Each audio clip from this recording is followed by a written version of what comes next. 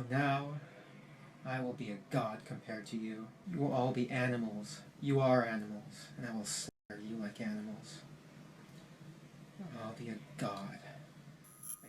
Tonight I have prepared 3 stories for you. They are all pretty dark and unsettling in their own unique ways. There is also a good chance that this video will be taken down because of one of the YouTubers featured on this list. Once again, the 3 stories I've got lined up for you will shed light on the darker corners of YouTube.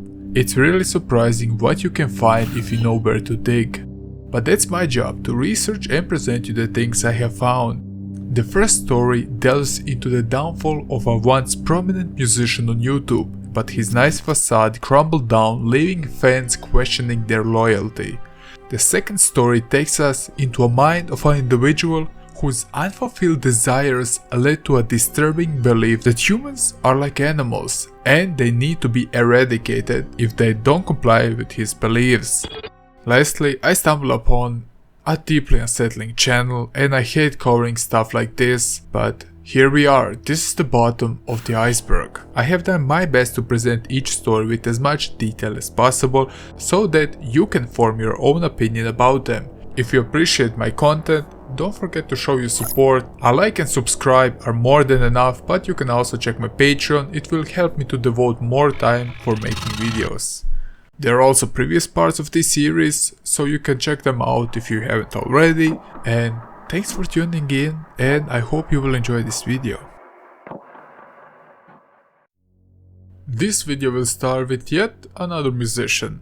We have already had one on the previous layer who desperately wanted to learn minors how to twerk. Well, is this YouTuber much different? Well, just a little bit. You see, MandoPony is a pretty well-known YouTuber, and he was also very well respected. He's a part of a special niche of people who are into Five Nights at Freddy's, but also My Little Pony. At least that's how he started. And here comes a big problem. YouTube and many other sites feature special groups of people who love certain things, like adults who enjoy My Little Pony, which is a show made primarily for kids and not adults. That doesn't mean that adults cannot enjoy My Little Pony, but sometimes, not always, it can lead to some awkward situations. But the problem with these situations is that their niches are often plagued with the most twisted and disturbing individuals out there. This is the case of today's entry, and I need to say allegedly, as this case is quite interesting.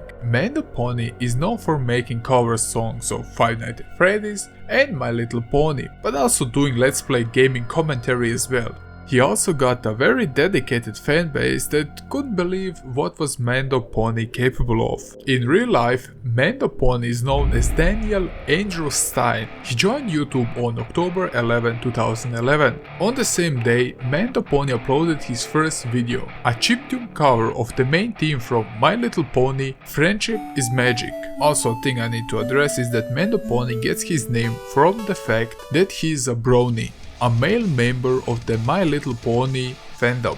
He would continue to make videos about covering theme songs, but also creating original songs about My Little Pony with great success amongst this niche community. His most successful video was probably posted on January 24, 2012, where he made a collab song with Acoustic Brownie called Loyalty.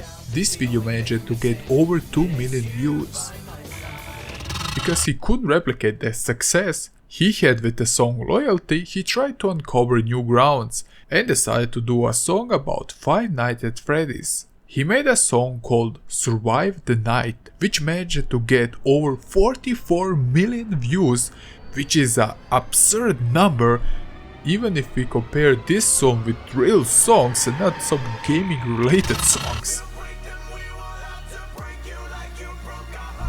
He would produce more songs like this, which were quite a success. After this, he started to do all sorts of gaming cover songs and of course some originals, to gain an even bigger audience. At the time he got engaged with Sabrina Alberghetti, I hope I pronounced that right, who was actually a storyboard artist for My Little Pony Friendship is Magic. Quite an interesting coincidence, am I right? Well, My Little Pony is really uniting people all over the globe.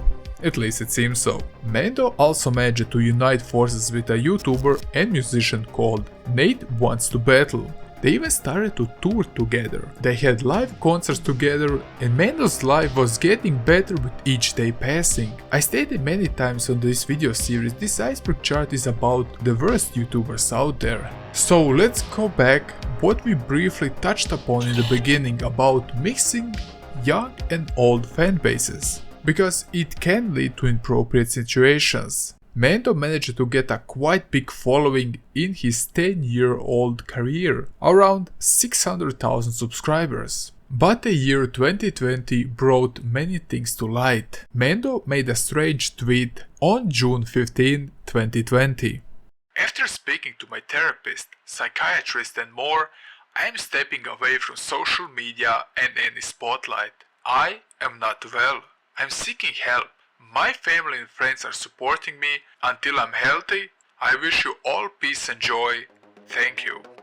Even if this was a bit strange, the comments were very supportive, but nobody knew the true reasons behind this odd post.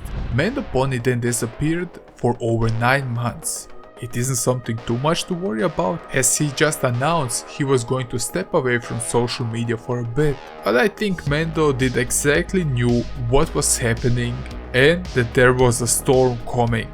I need to state again that Mando is really trying to shut down everyone who is speaking about the situation, so a like and comment will help this video to be seen and heard. There were many people, or better to say minors, that were preyed upon by Mando. I simply cannot cover all of them, because this isn't a deep dive about him, but rather just an iceberg type of entry about him. So I will keep it compact here. I will just focus on one case to show you some of the things that happened, so you can see his true colors and the aftermath of his situation. The most documented case was Kaylee Young, who was 17 at the time. She provided over 100 screenshots as evidence. In 2020, a weird Twitter account appeared with an interesting name called Exposing Andy Stein, which was shut down many times since its inception. In June 2020, they started to post various screenshots and archives. In these screenshots, we can clearly see that Andy would use Instagram and Snapchat to find and groom minors. I won't go through all the screenshots, but they are available on this Twitter account. But people started to ask if these screenshots are real or fake. That's also a big problem why I won't go much in depth, as I don't want to point fingers here. Again, I'm not saying he's guilty or innocent, I'm just covering this topic. I will elaborate on that in a bit. What we could see from these screenshots provided, as he allegedly tried to groom this girl in the most predatory ways you can think of. Just to note, Andy at the time was 31 and the girl was 17. That's a pretty huge age gap. He allegedly wanted naked pictures to have his way with her. He even sent his pictures to her. And we also found out that his marriage wasn't going so well, as he didn't have any real physical contact with his wife for over a year. Like I said, the evidence is on the side and you can research it for yourself. But here comes the catch I was talking about. He was under police investigation about this, not once but twice. And the evidence was apparently thin somehow. With all the evidence provided, the LA police and the ICAC, or the Internet Crime Against Children Task Force, did not find anything to put him behind bars. So that's a problem here. There are also some archives of his nude photos and everything. That doesn't mean that the people who are posting on this site are trolls, but it's hard to debate.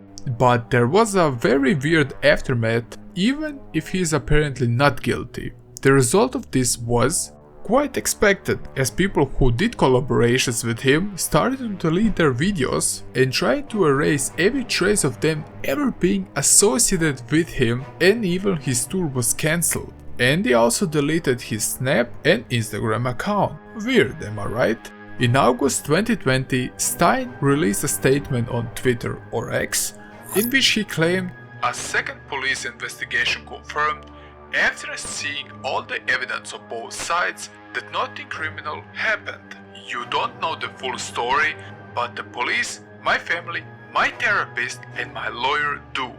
Andy managed to get away with the alleged crimes. He even managed to keep his wife, and he even tried to make new videos, but his new videos are not even close to the old ones. He even re-released his cover song from 2017 called Witch Hunt, which is definitely also a bit weird if you ask me. But yeah, the Twitter site Mando Exposed was taken down multiple times, and many of the things archived there were lost, as Andy is really trying hard to bury the evidence. So yeah, I hope this video doesn't end up taken down. And before we go to the next entry, tell me your thoughts about this case, because I'm really curious. Now, let's move on. You will finally see that I am, in truth, the superior one. The true alpha male.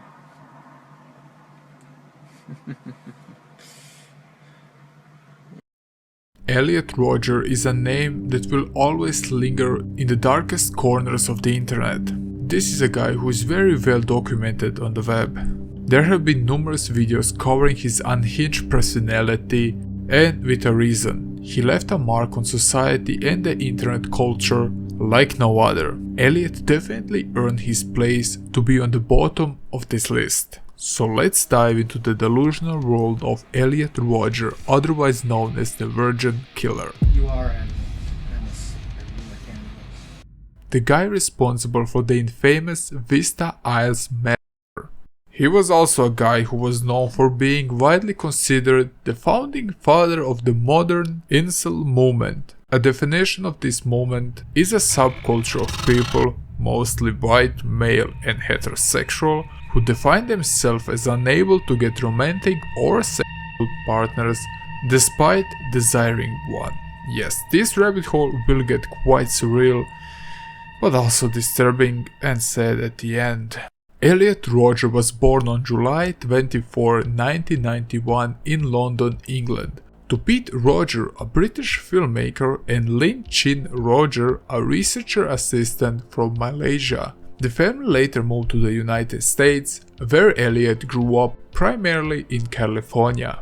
A small fun fact to know is that Elliot's father was known for his documentary in 2009 called Oh My God, but also for his work as a second unit director on the Hunger Games. As you would guess, Elliot's parents did have money, and this is also a vital thing to keep in mind as we're covering his persona. Elliot had definitely some troubles growing up. He attended various schools and colleges, one of them being the Crespi Carmelite High, which is an all-boys Catholic school, and later Pierce College. He would often feel like an outsider and found it very difficult to make any friends, especially girlfriends. Hey, maybe the boys' Catholic school wasn't the best choice for this guy. So it's no wonder that throughout life, Rodger struggled with social anxiety, loneliness, and a sense of rejection. This situation would escalate in his late teen years. Rodger started to develop a hatred towards females. Why? Well, because he couldn't score any. That was the biggest problem. Rodger then became obsessed with his lack of success with women, which he believed was the true cause of his unhappiness and loneliness. Not only did he hate women, but also he hated men who would fall in love with the girls he was attracted to. Completely unhinged, I know. Also, we need to add one more factor, and that is that Elliot had a very high opinion of himself. It doesn't make sense. I do everything I can to appear attractive to you. I dress nice. I'm sophisticated. I'm magnificent. I have a nice car, a BMW. Well, it's nicer than 90% of the people at my college. You know, I'm polite. I'm the ultimate gentleman. And yet, you girls, you never give me a chance. I don't know why. Now, this Iceberg chart is about the worst YouTubers out there, so it's no wonder that Elliot decided to make a channel called Valtorian, and later just Elliot Rodger. The first one was hacked and everything is deleted besides one video from the hacker. The second one is banished from YouTube for obvious reasons we are going to talk about in a brief moment. He posted a series of videos on YouTube titled Elliot's Rodger Retribution, in which he ranted about his frustrations with women and expressed his desire for revenge. He always wanted to be the cool kid, but this wasn't the case. This really started to mess with his head, and the fact that his new stepmother was around didn't help one bit. His parents knew he had some mental issues. He also visited a therapist from time to time, but this didn't help much. Also, his videos were quite something. He was rambling about how rich his family was, and only the fact he was rich that all the girls should levitate to him. He desperately wanted to be liked and to be cool, so to say, often flexing with his car, clothes and other material things, but he mostly went unnoticed. He waited and expected people to come to him because of the nice things he possessed. Put a lot of effort into dressing nice. These sunglasses here were $300, Giorgio Armani, so I'll put them on. See? He started to become more upset at the world. Elliot would even spill hot coffee on couples kissing or holding hands. And the most important thing, he also desperately wanted to lose his virginity. I'm just sitting in my car right now, enjoying the view of the beach. And my view has been ruined by this sight right here. In front of me, sitting right there on that bench, is a young couple, I presume about my age. I was enjoying such a nice view until they came and sat down and started kissing. This is the reason why life isn't fair. Why does that guy get to have such a beautiful girlfriend while I'm all alone? It was his life goal. In the months leading up to the shooting, Rodger's mental health deteriorated further. In September of 2012, Rodger visited a shooting range to practice firing guns. He managed to save some money, apparently around $6,000, which he spent on various weapons and ammunitions. Some of the weapons were a Glock 34 and a Sig Sauer P226. The goal was to buy a highly efficient and accurate weapon. Also, a thing to add is that his weapons were legally purchased. Also, this event renewed calls for gun control and improvements in the American healthcare system. But girls are not sexually attracted to me. There's a major problem with that. A major problem. That's a problem that I intend to rectify. I, in all my magnificence and power, I will not let this fly. It's an injustice that needs to be dealt with. The story leads us to May 23, 2014 in Isla Vista, California, where the massacre started. The current state of Elliot's mind was that humans are just animals, and if you can't control them, then you simply need to destroy them. So on this day, Rodger carried out his plan for the mass shooting. The attack started in his apartment on the Seville Road, where he killed 3 men: Waihan Wang, then Chen Hong, then George Chen, by stabbing them to death. Note that the last victim, George Chen, was stabbed whopping 94 times. Because the hallway was covered in blood and the police found bloody bath towels, it suggested Elliot wanted to cover his tracks, but also the men's position suggested that each of them was killed separately as they entered. 2 of the victims were confirmed to be Rodger's roommates according to the apartment lease.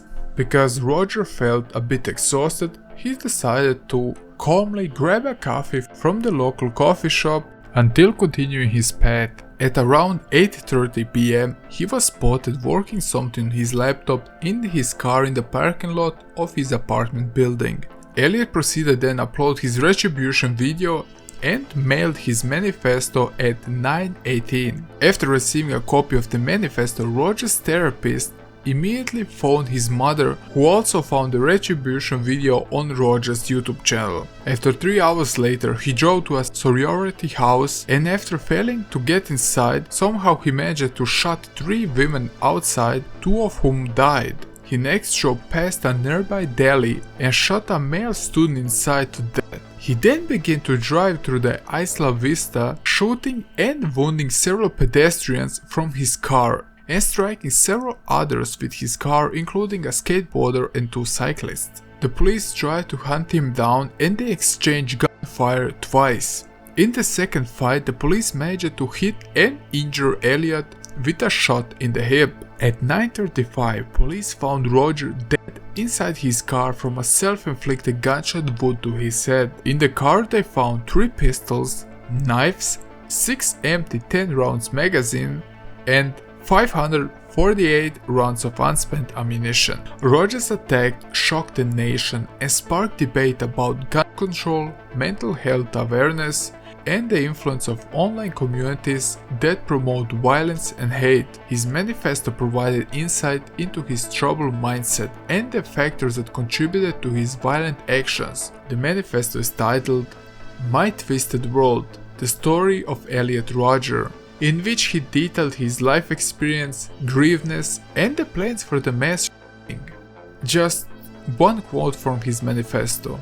If women had the freedom to choose which man to mate with, like they do today, they would breed with stupid, degenerate men, which would produce only stupid, degenerate offspring.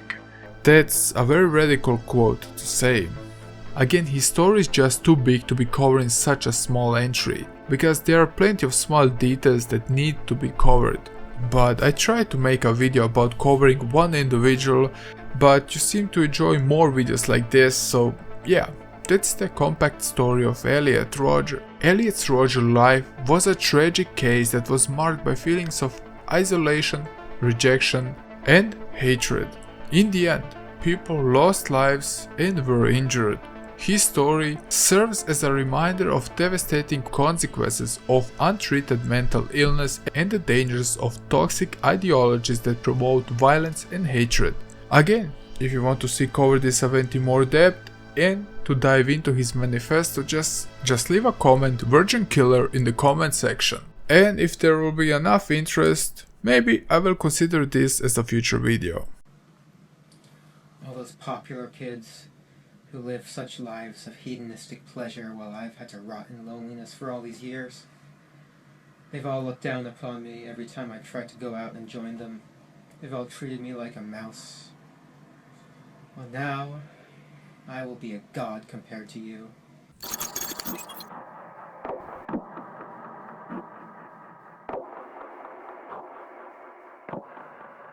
Making Nepal is a very sick story of a channel that is now bigger than ever with over 100,000 subscribers, but here is the catch. The channel is now owned by, as we assume, friends of a guy named Arjun Shivakatoki? I don't care. What important is, he was arrested in 2020 and at the time he was around 30 years old. Because I can't understand the language Nepali, I hit a wall with the research here, but thanks to God I did found a few articles like the one from the Himalayan Times which covered this case, so I will be able to cover this entry for you. If anyone knows a bit more about this, please comment down below.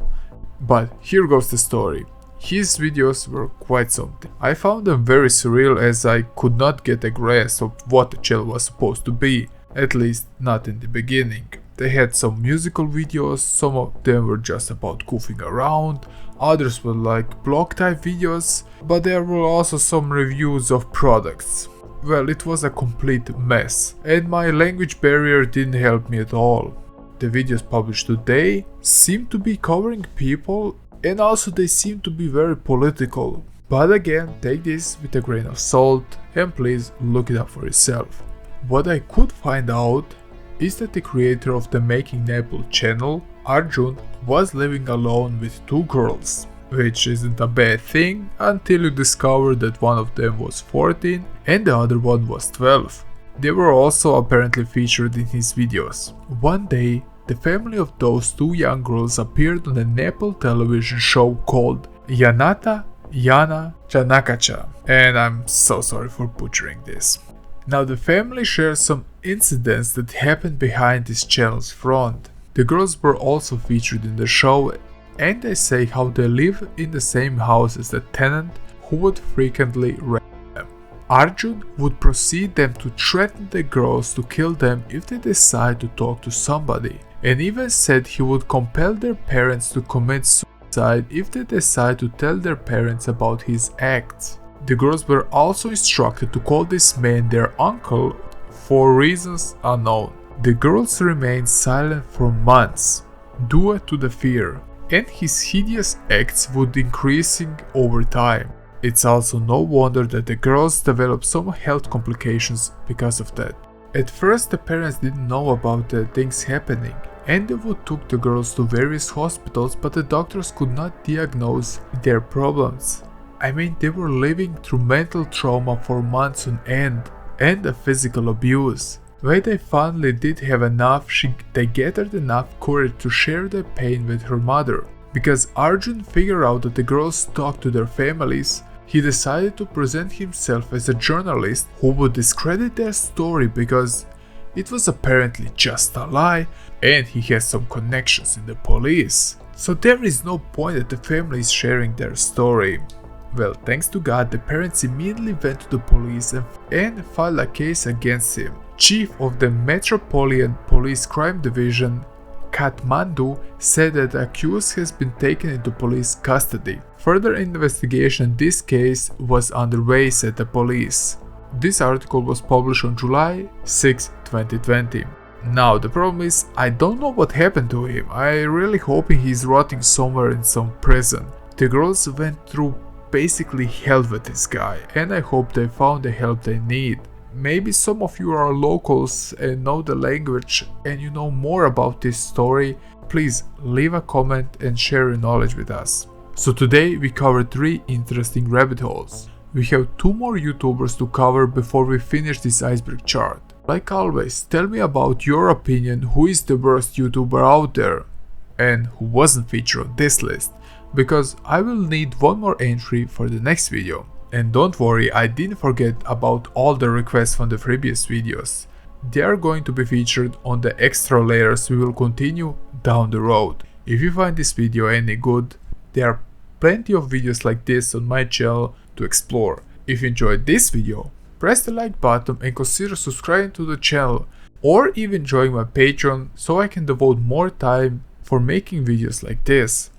That's all from me now. I've been Snorky, and until the next deep dive, please stay safe.